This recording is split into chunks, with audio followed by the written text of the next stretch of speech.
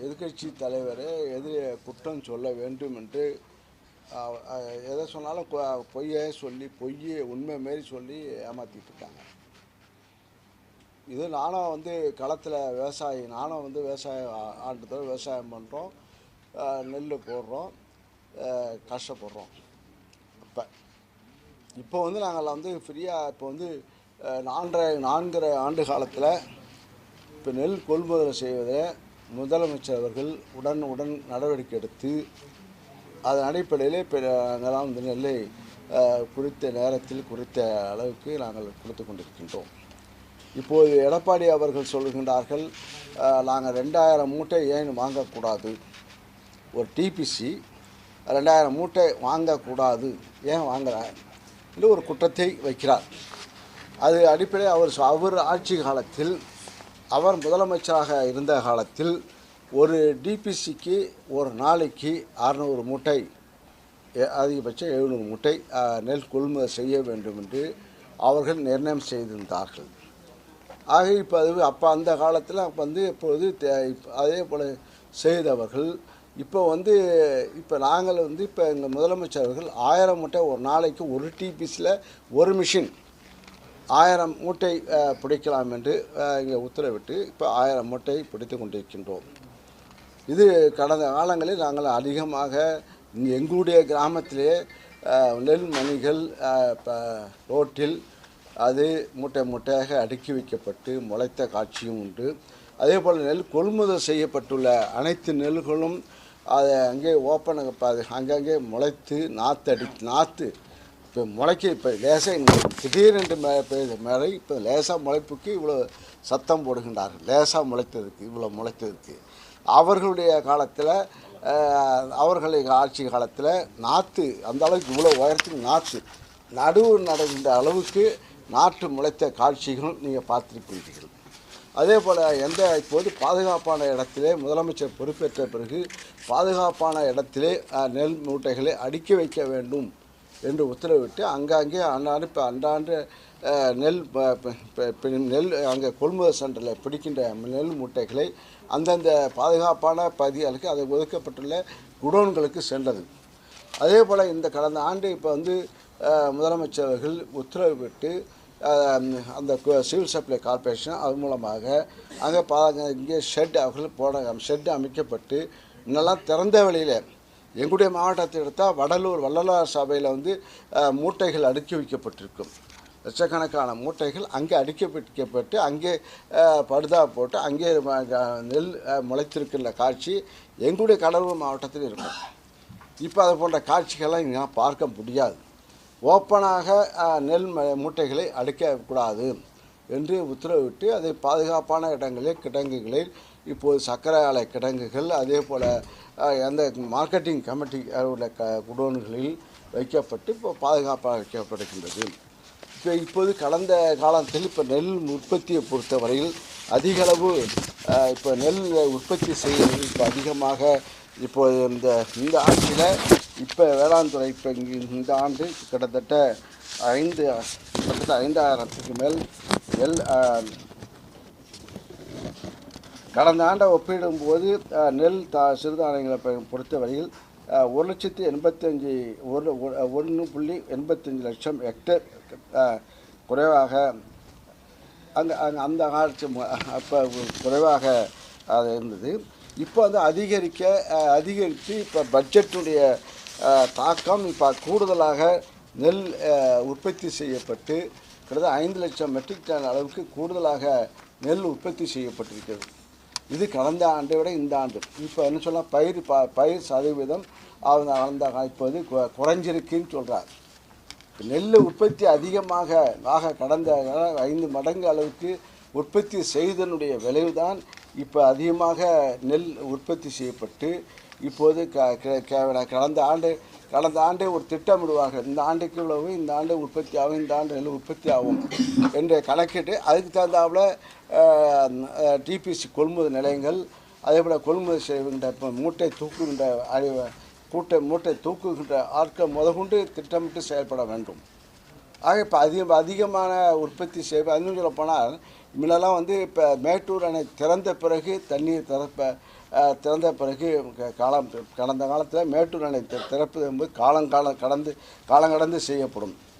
இப்போ மேட்டூர் அணை இப்போ ஜூன் 12ஆம் தேதி திறக்கப்படுகிற காலத்தால் அதே போல் கூடுதலாக மின்சார வசதி இலவச மின்சாரம் கூடுதலாக இந்த ஆட்சி பொறுப்பேற்ற பிறகு 1,80,000 மின் இணைப்புகள் கொடுக்கப்பட்டு அதன் பலனாக இங்கே மின் மோட்டார் மூலமாக விவசாயம் செய்கின்ற ஒரு வாய்ப்பும் ஏற்பட்ட காரணத்தால் அந்த அடிப்படையில் இப்போ நெல்லுடைய கொள்முதல் அதிகமாக உற்பத்தி செய்யப்பட்டு இப்போது அந்த அளவுக்கு உடைய கட்டுமான பணிகள் அந்த அளவு கட்டுமானம்னா இது போன்ற அடிப்படை வசதிகள்லாம் மேம்படுத்தப்பட்டு ஒரு டிபிசியில் கிட்டத்தட்ட 1800 டிபிசிகள் இப்போ திறக்கப்பட்டிருக்கின்றது.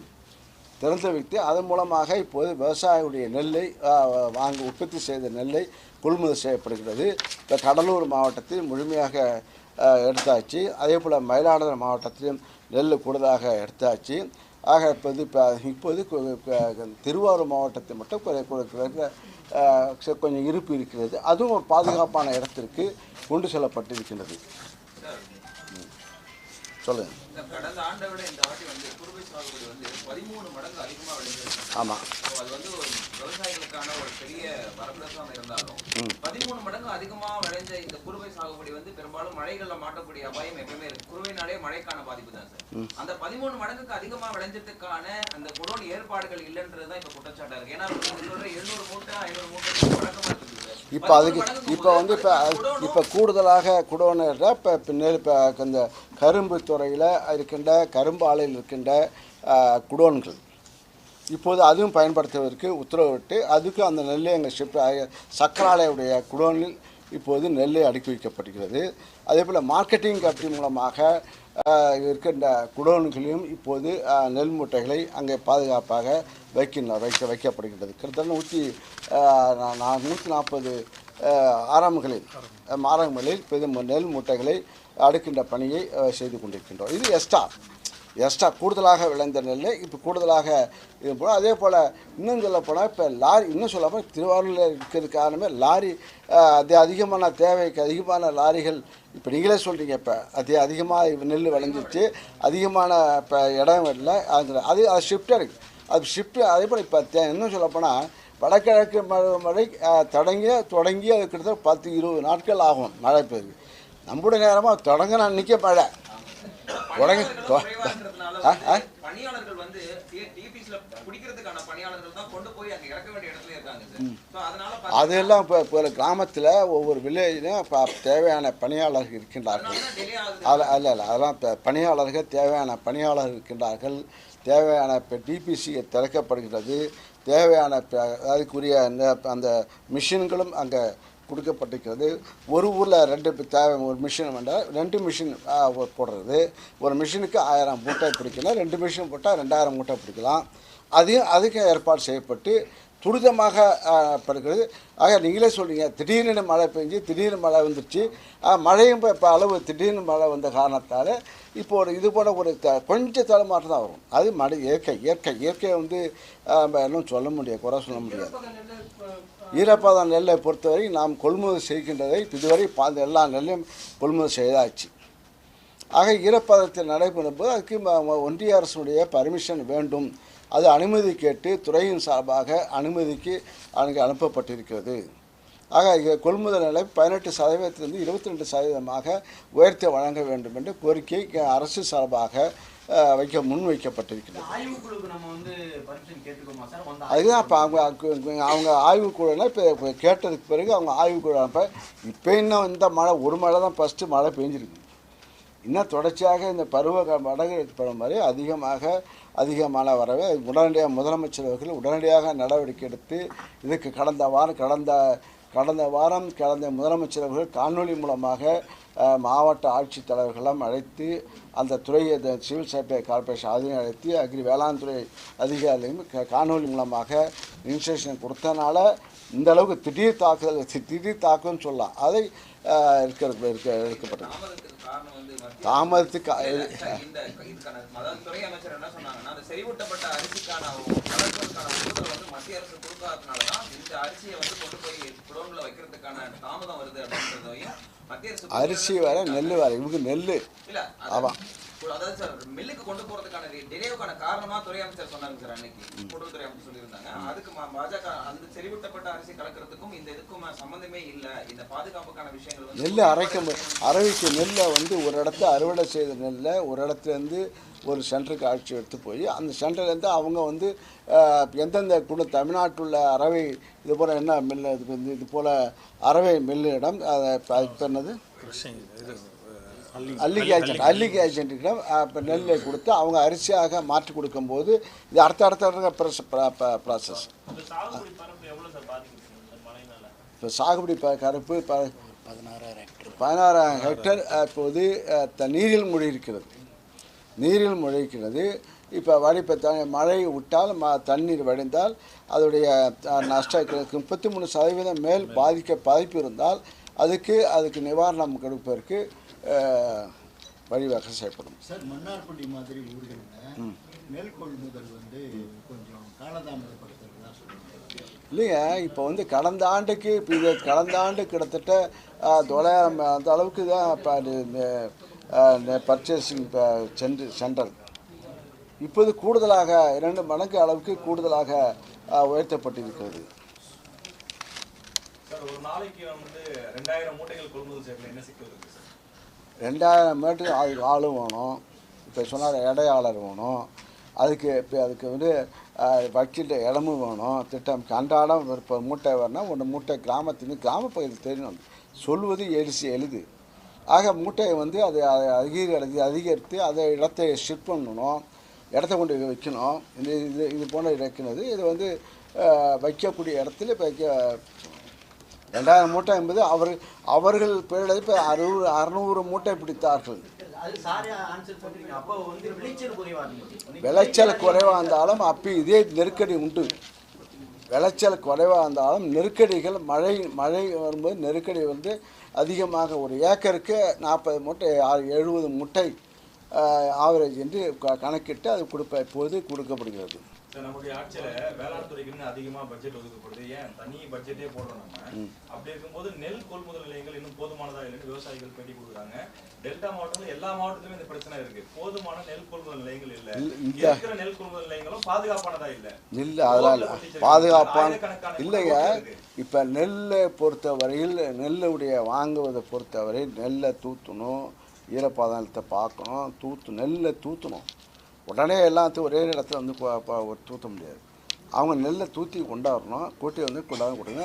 ஒருத்தவங்க இப்போ கொடுக்கணும், ஃபஸ்ட்டு டோக்கன் மேலே கொடுப்பாங்க, உடனே திடீர்னு போட முடியாது. ஆக அந்த அடிக்கு பெறும்போது அதோடைய கணக்குகள் அதோடைய இடர்பாடுகள் அது கிராமத்தில் இது போன்ற இடர்பாடுகள் ஏற்படும்.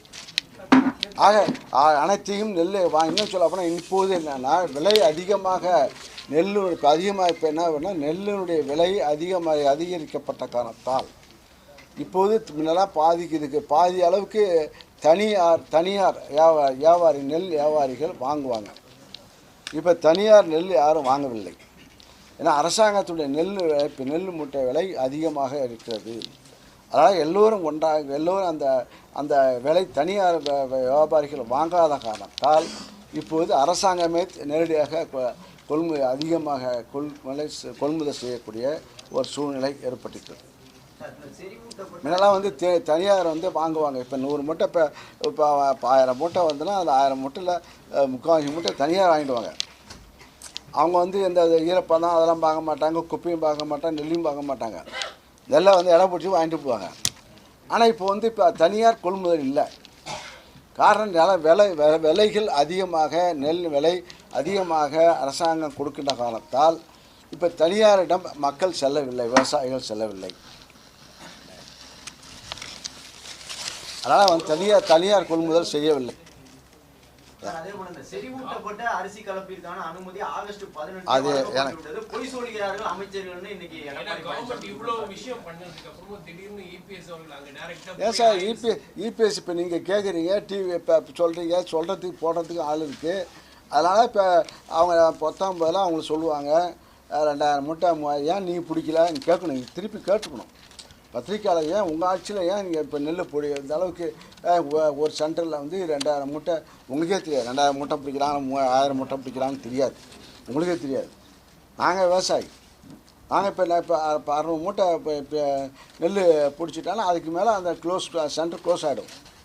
அன்னைக்கு இன்றைக்கி 600 மூட்டை இருக்கும்போது இப்போ சிறு சிறு விவசாயிகள் அதை இப்போ போடும்போது இப்போ எங்களுக்கு பெரிய விவசாயம்லாம் கிடைக்காது. எங்களுக்கு வெயிட்டிங் அப்புறம் அது இப்போ நாள் கணக்கு ஆகும் 600 மூட்டை பிடிக்கிறதுனால. இப்போ 1000 மூட்டை இங்கே அதே போல் ஒரே ஊரில் 2 மிஷின் கொடுத்துருவாங்க. இப்போ அதே போல் இப்போ முதலமைச்சர் உணவு அமைச்சர் அவர்கள் இது போல் அதிகமாக கூடுதலாக மிஷின் தேவைப்படும் போது ஒரே சென்டரில் இன்னொரு சென்டர் கொடுத்து இப்போ 2000 மூட்டை பிடிக்கலாம் என்று இப்போ செஞ்சுப்போம். செறிவூட்டப்பட்ட அரிசி கலப்பிற்கு அனுமதி வழங்கப்பட்டதா இல்லையா சார்? செறிவூட்ட அரிசி அது வந்து துறை அமைச்சிருக்கு. அது செறிவூட்ட அரிசியை பொறுத்தவரை அவர் வந்து அது ஒன்றிய அரசுடைய திட்டம். ஏன்னா அந்த அரிசி வந்து எல்லா அந்த சத்துக்கள் கிடைக்க வேண்டும் என்று அந்த குறிக்கோளாக வைத்து அயன் சத்து எல்லோருக்கும் சம விகிதத்தில் கிடைக்க வேண்டும் என்ற நோக்கத்தில் கொடுக்கப்பட்ட ஒரு திட்டமாக ஒன்றிய அரசு உடைய அவர்கள் அழுத்தம். டெல்டா மாவட்டத்தை பொறுத்த வரைக்கும் ஒரு போகம் 2 போகம் தான் சார். விவசாயம் மட்டும்தான் முழு இப்போ வாழ்வாதாரமா இருக்கு சார். இப்போ இருக்கும் பொழுது விளைகிற எல்லா நெல்லுக்குமே வருடம் முழுவதுமா பாதுகாப்பா ஏற்படுத்துறதுக்கான குடோன்களை ஏற்படுத்த முடியுமா? சார் முடிச்சிட்ருக்கோம். கட்டுமான பணிகள் இப்போ டெண்டர் விடப்பட்டு இப்போ கட்டுமான பணிகள் கடந்த ஆண்டு அறிவித்தது. கட்டுமான பணிகள் முடிவுட்டு இப்போ அதையும் படக்கூடியது. அதே போல் இப்போ அறிவிக்கப்பட்டது. இப்போ டெண்டர் விடப்பட்டு இப்போ கட்டுமான பணிகள் நடந்து கொண்டிருக்கிறது.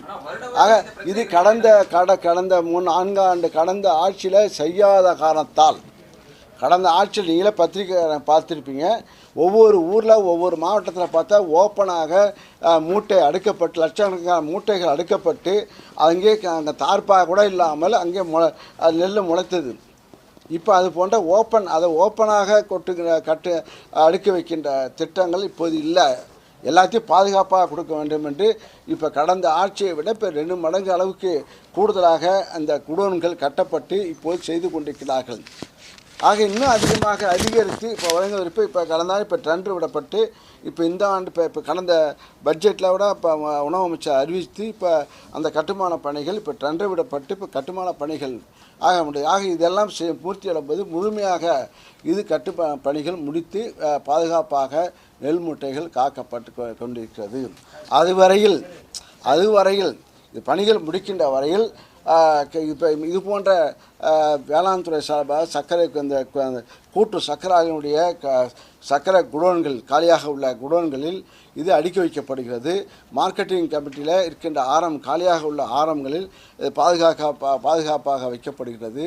இதையெல்லாம் செய்து கொண்டிருக்கிறார்கள். இப்போ திருவாரூர் மாவட்டத்தில் தவிர எங்கேயுமே வந்து நெல் தேக்க முடியலன்னு சொல்லிடுறாங்க. ஏன்னா இங்கே தஞ்சை மாவட்டத்திலலாம் நெல் முளைச்சிருக்குது. ஒரு அம்மா வந்து சார் அது விளைஞ்சிருக்க நெல்லை காட்டுறாங்க.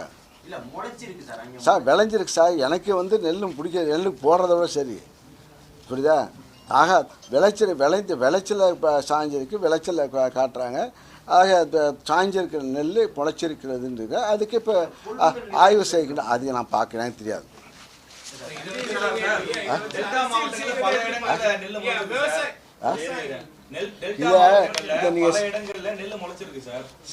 எந்த இடத்துல அதே சார் சொல்லுவது பல இடங்களில் சொன்னால் நீங்கள் பலதாக இருக்கலாம்.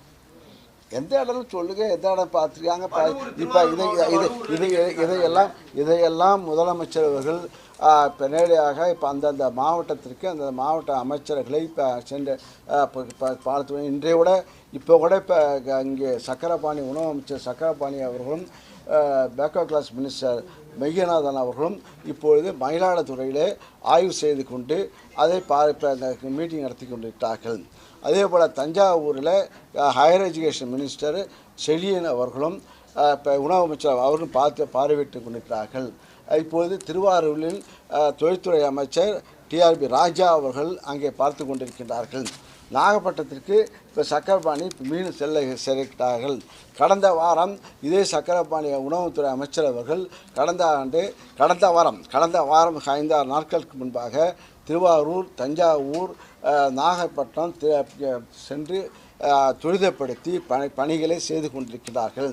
இது இந்த மழை உடனே வரும் என்ற எதிர்பார்ப்பு இருந்த மழை வர ஆரம்பிப்பதற்கு முன்பாகவே களத்திலே அமைச்சர்கள் அங்கே அதிகாரிகளும் அங்கே பணியாற்றி கொண்டிருக்கிறார்கள்.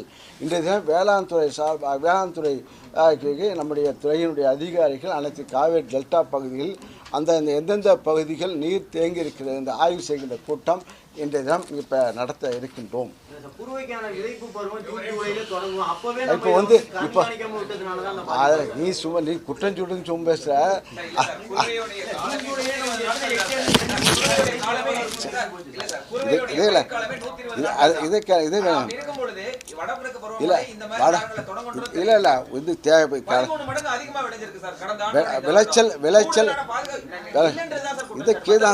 நான் சொல்றதுக்கு நாங்கள் வந்து இப்போ வந்து இவ்வளோ செஞ்சாலும் ஏன் செஞ்சேங்கிறீங்க, செய்யாட்டி போனால் ஏன் செய்யலைங்கிறீங்க.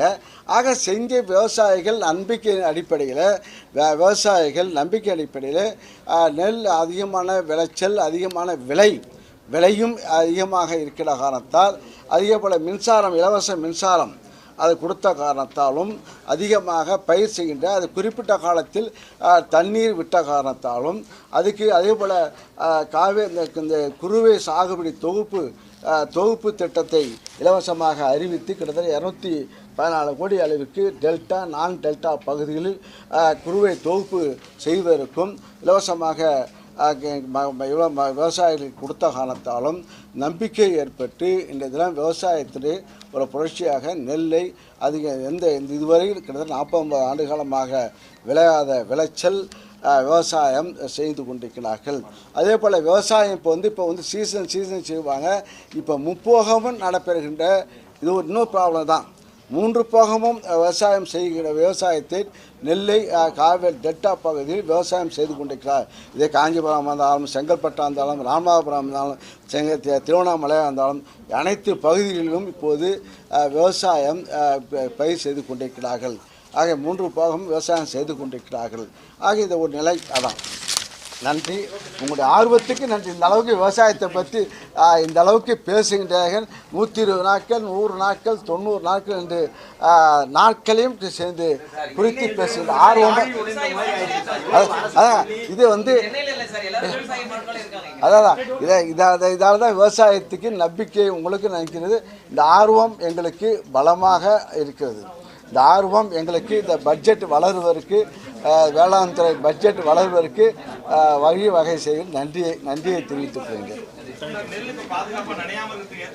பாதுகாப்பாக நடிப்பதற்கு ஏற்பாடு செய்யப்பட்டு போர்க்கால நடவடிக்கை எடுத்துக்கொண்டிருக்கின்றோம். அதனால் முதலமைச்சர் அவர்கள் இன்னைக்கு மனசாட்சி பாருங்கப்பா, இது வந்து எந்த முதலமைச்சர் இது போன்ற பணியை செய்கின்றார்கள்? மழையானாலும் சரி, கொடையானாலும் சரி, வறட்சியாக இருந்தாலும் சரி, களத்திலே நிற்பது, கொரோனாவாக இருந்தாலும் சரி.